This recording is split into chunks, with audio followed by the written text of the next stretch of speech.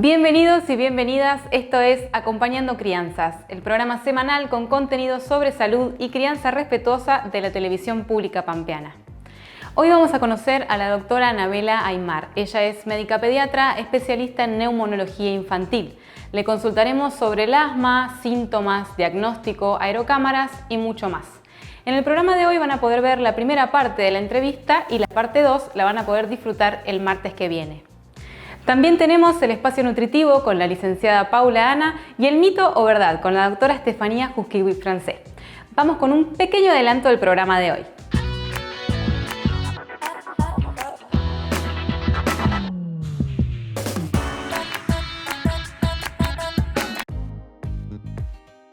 La frase de hoy tiene que ver con una alergia bastante habitual en las infancias. Vamos a conocerla y vayan pensando si es un mito o una verdad, que al final del programa la doctora Steffi, que es especialista en alergia, nos cuenta todo.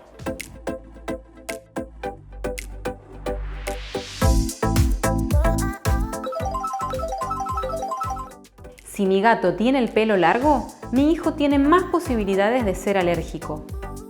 ¿Mito o verdad? Pensalo bien, que al final del programa lo resolvemos. Llegamos al consultorio de la doctora Anabela Aymar y le vamos a preguntar de todo sobre su especialidad. ¿Me acompañan?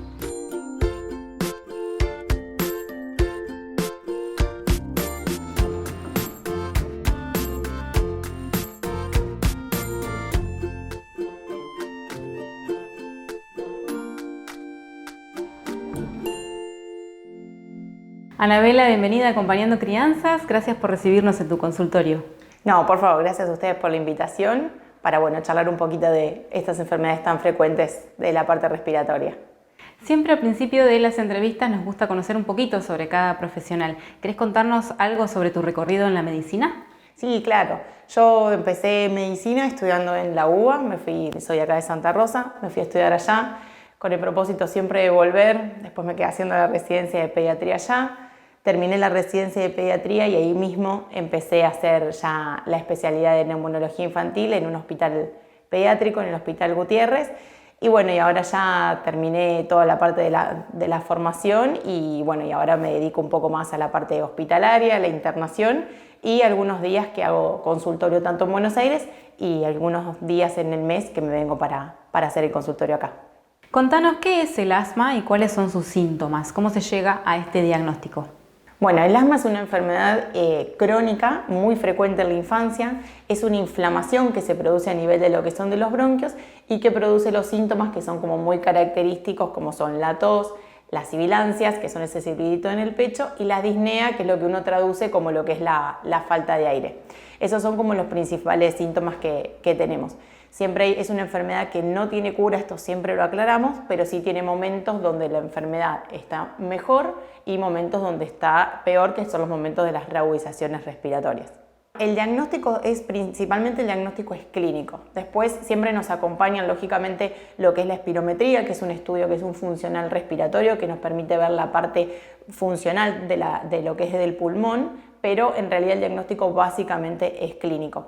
Y el tratamiento siempre se ajusta en base a cada paciente, pero nosotros marcamos como dos líneas de tratamientos principales. Uno, que es el tratamiento preventivo, el tratamiento que usamos de forma diaria, de forma continua, y después tenemos un tratamiento de rescate, que es el tratamiento que usamos de forma más intermitente cuando tenemos momentos de crisis o de reagudizaciones respiratorias. ¿Es cierto que existen determinadas situaciones que pueden desencadenar una crisis asmática? En caso de que esto sea así, ¿cuáles son estas situaciones y cómo debemos actuar? Bueno, el asma es una enfermedad que es multifactorial, es decir, que se da por un montón de factores, no hay una sola causa que lo produzca. Entonces los desencadenantes también suelen ser varios. Los más frecuentes son las infecciones, dentro de ello lo que son las infecciones virales que ocurren sobre todo en lo que es la época del invierno. Después tenemos lo que son los irritantes, lo que son agentes químicos, como por ejemplo el uso de aerosoles, el uso a veces de lo que son de los sahumerios y sobre todo, y lo más importante a veces para nosotros, es el humo de tabaco, ¿sí? En casa, cuando existe algún fumador que a veces se suele como tener la confusión de sí, yo fumo pero fumo afuera, eso igualmente cuenta también como un irritante para lo que es la vía aérea en estos pacientes que son más sensibles, que son más susceptibles a tener reagudizaciones. Otra de las cosas que también son muy importantes como desencadenantes de una crisis son los alérgenos, sobre todo los aeroalérgenos, que en esta época de lo que es la primavera hay mucho, lo que es la parte de los bananos que aparecen, las gramíneas, que el polvo, todos esos son desencadenantes de una crisis. Siempre que nosotros tengamos algún familiar o alguien cercano que tenga asma, tenemos que estar muy atentos y saber cuáles son los síntomas de alarma. Si lo vemos que tiene dificultad para respirar, si le sentimos el ruidito en el pecho, que son estos de los silbidos, o incluso los que son los niños más grandes que pueden llegar a decir me falta el aire, es donde nosotros tenemos que tener la pauta de alarma y acudir al médico, o a veces nosotros damos un plan de acción por escrito para saber qué hacer frente a esa situación. ¿Lo emocional puede ser un desencadenante de una crisis? Sí, totalmente. Las emociones son también un desencadenante de una crisis. Esto a veces uno lo ve sobre todo en pacientes adolescentes que empiezan con periodos de exámenes, bueno, lógicamente cuando hay alguna situación familiar, todo esto puede desencadenar también lo que es una crisis de asma. A veces, además de utilizar lo que son los tratamientos para la crisis, a veces utilizamos algunas pautas como ayudar con la respiración, los ayudamos a tratar de controlar ese momento, porque no siempre cuando es desencadenado por emociones sí o sí necesitan un tratamiento. Entonces tratamos de brindar herramientas para saber manejar la situación. Vamos a un corte y enseguida volvemos con más Acompañando Crianzas.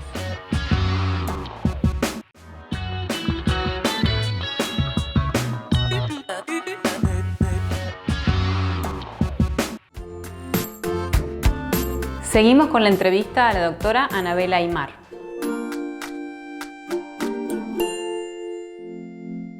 ¿Cuál es la función de las aerocámaras y cuáles son las recomendaciones de uso? ¿Cómo se limpian? Las aerocámaras son los dispositivos que nosotros utilizamos para hacer los tratamientos, ya sea el tratamiento preventivo como lo que es el tratamiento de rescate. Cuando nosotros hacemos los PAF, nunca recomendamos, aun cuando sean niños más grandes, incluso los adolescentes, nunca recomendamos hacerlo directamente en la boca. ¿Por qué? Porque cuando nosotros hacemos el disparo de lo que es del PAF, del inhalador, el inhalador, las partículas salen a una velocidad muy rápida, entonces tienden a impactar directamente a nivel de lo que es de la boca, dentro de la boca en la mucosa. Entonces esa es medicación que no llega a los pulmones, que es el lugar donde nosotros necesitamos que actúe. Dijimos que el asma era una enfermedad inflamatoria crónica de la vía aérea que inflamaba el bronquio, entonces al no llegar la medicación al bronquio no va a producir este efecto. Entonces, al colocar un dispositivo como es la aerocámara, que puede ser así con una máscara facial o puede ser con un adaptador, que lo hacen los niños más grandes directamente con un dispositivo que se coloca en la boca, eso lo que hace es reducir la velocidad del viaje que tienen las partículas y poder ingresar y llegar a las vías aéreas bajas, que es la parte de los bronquios. Las aerocámaras siempre uno recomienda que se lleven a los controles, porque hay aerocámaras que no son bivalvuladas y no cumplen su verdadera función, sobre todo con los más chiquititos que no tienen una capacidad para hacer la técnica de inhalación completa. Entonces ahí siempre recomendamos llevar la aerocámara para que nosotros la podamos chequear, ver que no esté rota, ver que tenga todas las partes y si se puede, poder controlar también de qué forma están haciendo la técnica, que es una parte fundamental de lo que es del tratamiento. Las aerocámaras siempre recomendamos limpiarlas cada 2 semanas cuando están haciendo el tratamiento preventivo, y si están con alguna exacerbación y están usando salbutamol, ipratropio, que estén utilizando más aerosoles, ahí recomendamos lavarlas un poco más frecuente porque se empieza a acumular el polvo, la parte blanca, que empiezan a quedar lo que es la parte plástica de la aerocámara. Las aerocámaras se limpian con agua tibia, nunca con agua hirviendo, adentro de un recipiente con un chorrito de detergente. Uno las sumerge, las enjuaga, las saca, las deja escurriendo, y lo ideal es nunca meter cepillos ni ningún papel adentro para limpiarlas, alcohol, nada. Simplemente se las deja así con el detergente. La función que cumple el detergente es generar una película adentro de esta aerocámara para que el aerosol no se pegue en la parte plástica, en lo que es el cuerpo de la aerocámara, y es lo que después vamos viendo con el tiempo que van quedando blancas. Entonces por eso mismo uno le deja este residuo de detergente adentro. Bien, entonces tenemos acá claramente las indicaciones de uso y de higienización de la aerocámara. Estamos por entrar en la época del verano y en base a esto te queríamos consultar qué pasa con los tratamientos preventivos durante el verano. Bueno, ese es un tema a veces bastante difícil de manejar. Siempre hay una creencia de que cuando llega el verano uno suspende los preventivos porque uno siempre asocia que las exacerbaciones aparecen solamente en el invierno. Y la realidad es que no es así porque, como dijimos antes, el asma está muy relacionado con la parte de las alergias. Entonces hay muchos pacientes que realmente necesitan igualmente el tratamiento preventivo en la época de lo que es del verano. Nosotros a veces siempre tratamos de descender los tratamientos preventivos o incluso suspenderlos en el verano porque es una época de menor circulación viral, donde los chicos no están yendo al colegio o si van hacen una colonia que están al aire libre y la circulación viral ya de por sí baja. Pero bueno, esto no es una regla que se aplica a todos, por eso siempre recomendamos que el descenso del preventivo o la suspensión sea bajo una supervisión médica, ya sea por el neumonólogo o por el pediatra o el médico tratante que sea de cabecera. Ana, ¿se recomienda el uso de humidificadores en casa? La realidad es que no recomendamos demasiado el uso de humidificadores porque en pacientes que son los más chiquititos, los sibilantes recurrentes o los pacientes asmáticos, el uso de humidificadores puede terminar generando alguna crisis. Son dispositivos que requieren de mucho cuidado porque la función que tienen es humidificar, que se genere humedad en el ambiente. Sobre todo a veces se utilizan mucho lo que es en el invierno, cuando se usan los calefactores y el ambiente se pone seco, se empiezan a utilizar más los humidificadores, pero la realidad es que algunos primero que actúan con calor, entonces ya eso es un riesgo para lo que son las quemaduras y requieren, como generan mucha humedad, a veces en la base pueden generar lo que es el moho, lo que es el hongo, entonces eso al empezar a aerosolizarse ingresa a la vía aérea y termina desencadenando una crisis. Entonces uno tiene que ser muy cuidadoso con la limpieza, con el cuidado, que nadie lo toque porque tienen agua caliente. Entonces la realidad es que no es tanto el beneficio que se ha visto con el uso de humidificadores y la realidad es que no es una recomendación universal que hacemos. Por el contrario, los pacientes que sabemos que tienen antecedentes de asma o los sibilantes recurrentes tratamos de que no se utilicen y mucho menos es el vapor que se utiliza con la olla con agua caliente. Eso ya no lo recomendamos para nada porque bueno, el riesgo de quemaduras y quemaduras muy severas es alto. En el espacio nutritivo de hoy, la licenciada Paula Ana nos aportará información sobre las infusiones.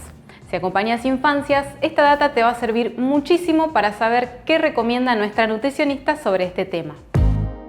Hola, esto es Espacio Nutritivo y hoy vamos a hablar sobre infusiones.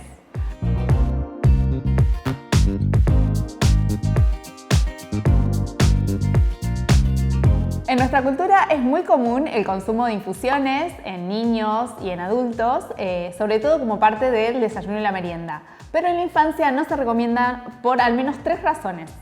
Primero, porque estas infusiones contienen algunas sustancias que interfieren en la absorción del hierro y el hierro es un nutriente muy importante durante la infancia, sobre todo durante los primeros años de vida. Además, contienen xantinas que son estimulantes del sistema nervioso central, lo que provocan irritabilidad y alteración del sueño. Y por último, desplazan el consumo de alimentos más nutritivos porque ocupan lugar en el estómago y no aportan nutrientes. Entonces, ¿qué pueden tomar los niños y los bebés? Leche humana mientras dura la lactancia o leche de fórmula hasta el año de vida. Después del año de vida, leche de vaca si la familia desea incorporarla y obviamente agua y frutas que también nos aportan líquidos.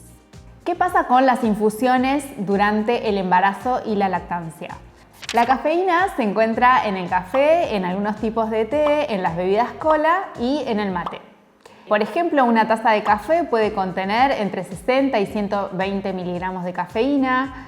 El té verde, el té negro y las bebidas cola tienen menos de 50 miligramos cada 250 centímetros cúbicos. Y un mate varía entre 30 y 300 miligramos de cafeína dependiendo del tipo de yerba. La vida media de la cafeína en el cuerpo, que sería el tiempo que está circulando en la sangre, varía en las diferentes edades. Por ejemplo, en un adulto puede ser de 5 horas, en un bebé de unas 97 horas, varios días, y en un bebé de 3 a 5 meses, unas 14 horas. Durante el embarazo, el alto consumo de cafeína se puede asociar a partos prematuros, abortos espontáneos o retraso del crecimiento fetal. Durante la lactancia, el alto consumo, en una mamá que amamanta, ¿no? El alto consumo de cafeína puede generar alteración en el patrón del sueño del bebé, puede tener como periodos más cortos de reposo, puede estar como más irritable, en estado de alerta, con los ojos bien abiertos. Y esto es porque la cafeína está, por la acumulación, ¿no?, de la cafeína durante varios días en la sangre del bebé. Por eso la recomendación es, en lo posible, no sobrepasar los 200 miligramos de cafeína por día, que serían más o menos 2 tazas, y durante la lactancia espaciar el consumo de cafeína de las tomas de pecho. Bueno, espero que les haya sido útil toda esta información y nos vemos en el próximo Espacio Nutritivo. Vamos a un corte y enseguida volvemos con más Acompañando Crianzas.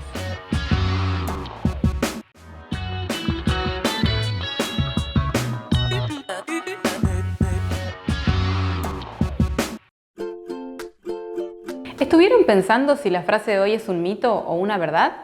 ¿El largo del pelo de un gato o un perro influye en la alergia? Vamos al consultorio con la doctora Steffi para que nos aclare todas estas dudas, pero antes repasemos la frase de hoy.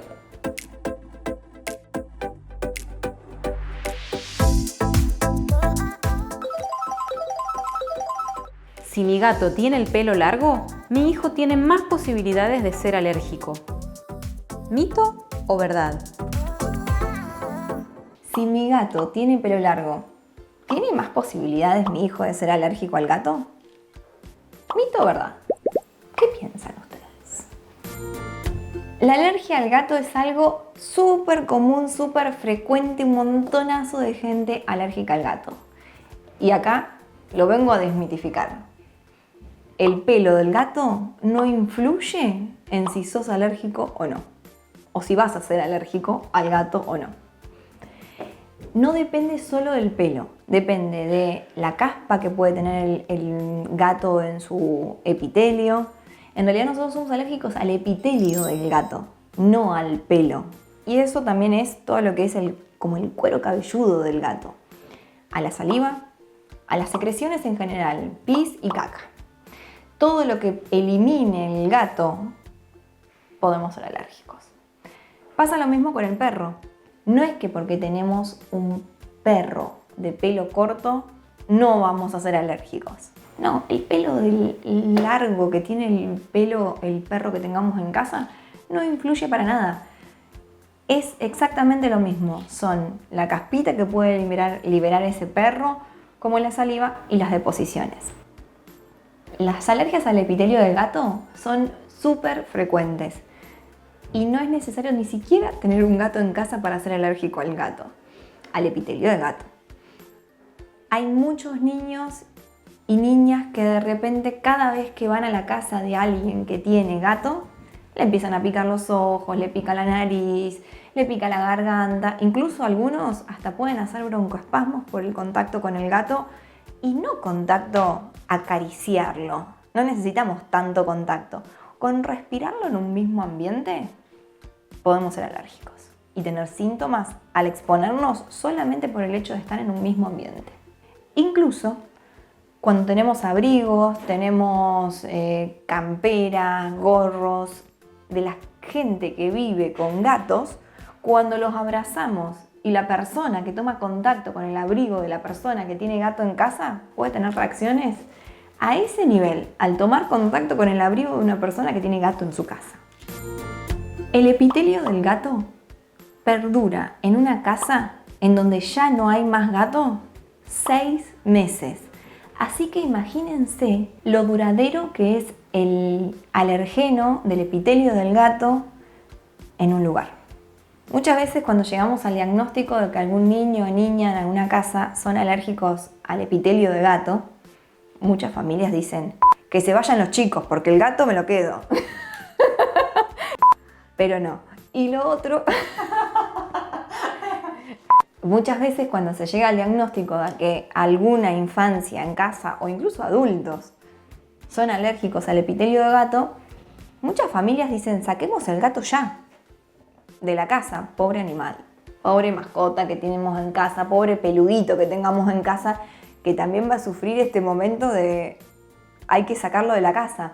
Esa no es la solución. La solución es encontrar el culpable y hacer el tratamiento indicado para que esa persona pueda vivir con su gato o gata y estar feliz, y no cambiamos nada en casa.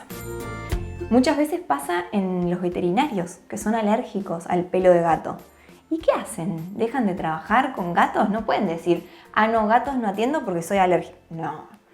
Se hacen tratamientos dirigidos a cambiar el sistema inmune y que de esa manera nuestro cuerpo deje de reaccionar al pelo de gato. Son las vacunas de la alergia, que capaz que muchos lo han escuchado nombrar, y son un tratamiento muy simple que sí necesitan que lo controlemos con un alergólogo, obviamente, pero es muy simple porque lo pueden hacer en su casa. Son gotitas abajo de la lengua con el alergeno a lo que es alérgica esa persona.